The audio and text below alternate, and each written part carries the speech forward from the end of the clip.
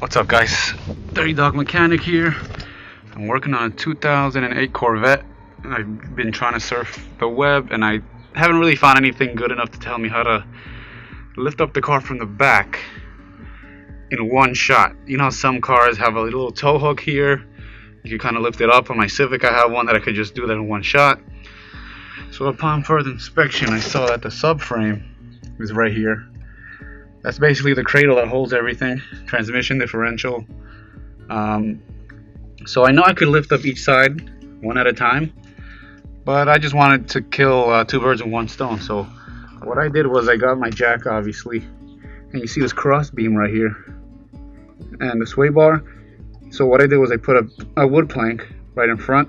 I don't want to get metal to metal on the frame. I don't want it to crack, so the wood is just soft enough to support it and you know, hold the load. So now from here, I'm gonna start jacking it up.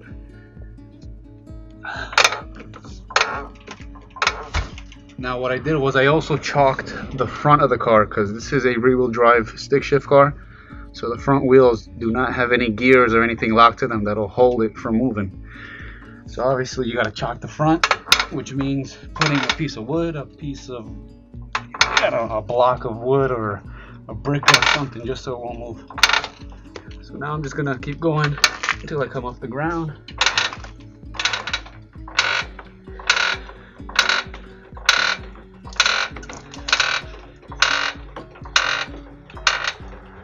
Alright, see, I'm off the ground now. Next step is to put jack stands so that we can safely support the vehicle on its own weight.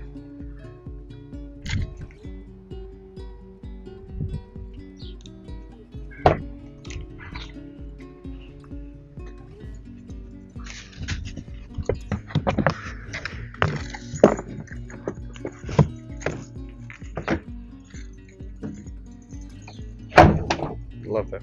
All right, so now we're gonna go to this side over here, and unfortunately this is a car where you have to buy these pucks, or you can make your own. I just bought them. This is hard plastic. Some people glue them into these slots. Some people just use them as they need. Where's this hole? Where are we? Okay, there we go. So now you see this kind of long rectangular piece. This will match up into here, and you turn it so you can kind of see how it's not falling out. And we're gonna do the same thing to the other side. Where's the hole? Right there. Where is she? Okay, gotta find the hole. All right, there you go. All right, see how it's not falling out? Now we're going to put the jack stand underneath to support it. That's about center right there. Okay, let me do the other side, and then we're going to lower it onto the jacks. All right, here we go. Slowly, slowly, easy, easy, easy, baby boo. Okay, where are we at? There we go. See how it is centered? You got a little space here, little space right there. I didn't use the what you call it? I don't even know what this is. The adjustment stock, because all I need is enough space to be off the ground. So don't be commenting on that. Let's check the other side. Okay. All right. See how this side is kind of a little bit more to the left? I'm going to raise it back up and adjust that one. Perfect. Now we're evenly matched. Alright guys, so now I'm going to talk about the front. How to lift up the front, or what I choose to do. These cars are so low in the front that if you try and use these ramps, it's going to scrape all along the front of these, because these cars are so low. So what I do is I lift up one side, then I put two 2x4s, preferably long. That way if there's two little pieces, one doesn't just shift and fall off on each other. So now I'm going to do the other side, and that will give me enough clearance to really reach underneath and put the jack, the floor jack, and lift it up equally so I can put 2 jack stands.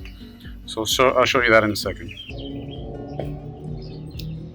Alright, and so now I lifted the other side and put only 1 2x4 because I tested it, and with the jack I can now slide this underneath and clear the front end so I can get to the subframe. Now if you notice here, you got the front part of the subframe. You want to be careful because you don't really want metal to metal, so you don't damage the subframe. I put this other block of wood so I can try and get some where am I? Okay, I put this block of wood here so I don't damage the subframe.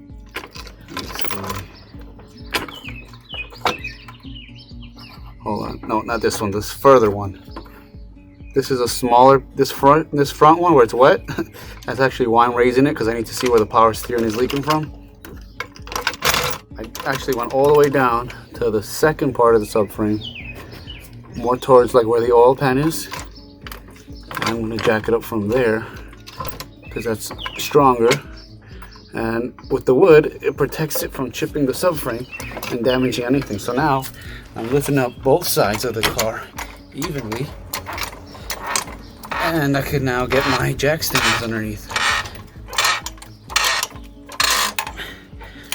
It might seem like a lot more work, but this way you can put both jack stands at once.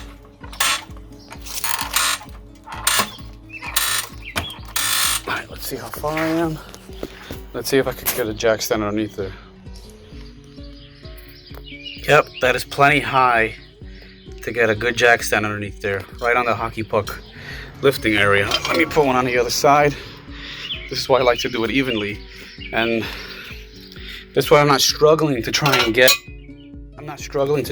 a jack stand to that center subframe there where I can't, you know, if you got limited space, look at how much space I got where I'm working. That's hard to do. Alright, let me see. Alright, I gotta go up just a little bit more on this side.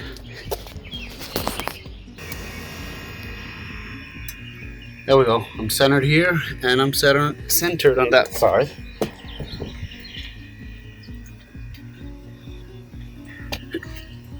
There we go. Centered on both sides. And now I can inspect the car underneath. I'll just pull this out.